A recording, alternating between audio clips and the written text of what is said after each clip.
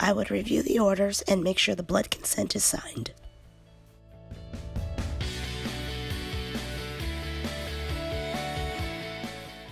Upon entering the room, I would perform hand hygiene.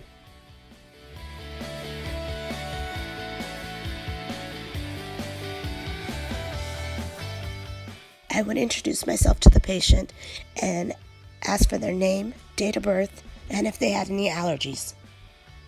I would then explain to the patient that the doctor had ordered a blood transfusion due to their hematocrit and hemoglobin being low, and ask them if they had any questions.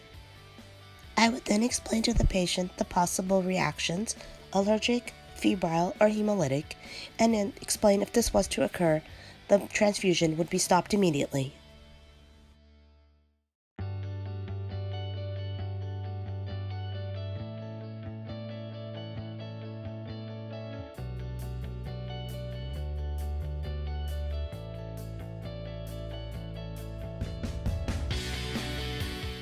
I would also educate the patient on what medications would be given if they were to have a reaction, and ask them if they had any questions.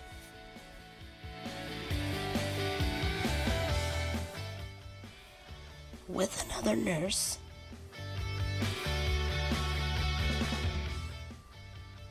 upon getting the blood, I would check the blood band on the patient with the sticker on the blood bag, as well as to make sure that the patient's number matches up with the patient's information on the blood.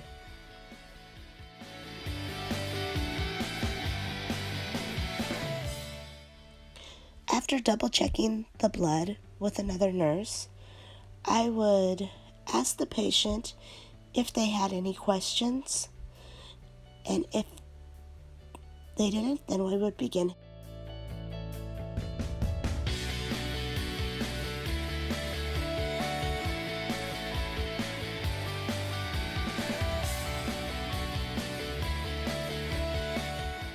When priming the blood tubing, I would follow the following steps.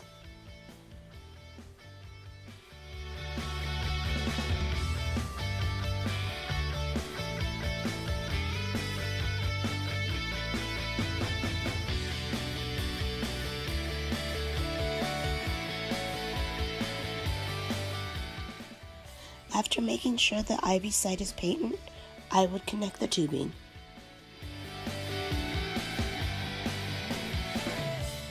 Before administering the blood, I would get my baseline vital signs.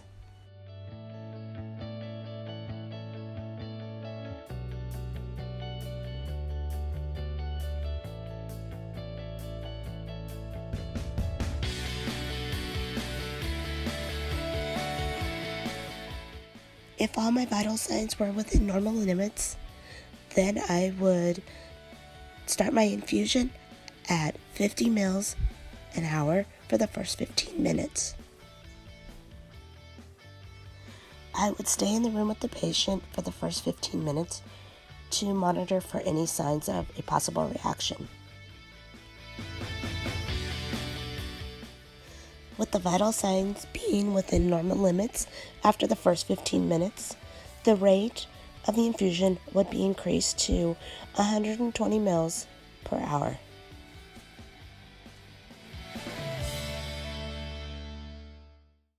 Blood tubing and blood products need to be discarded after 4 hours.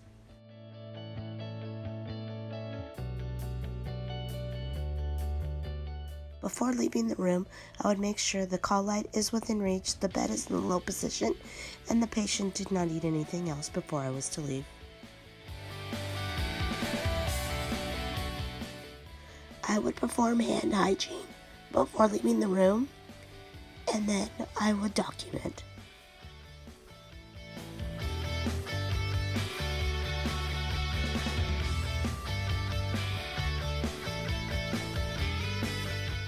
The expected findings are to have an increase in the patient's H&H, decreased fatigue, and to have tolerated the transfusion well with no reactions.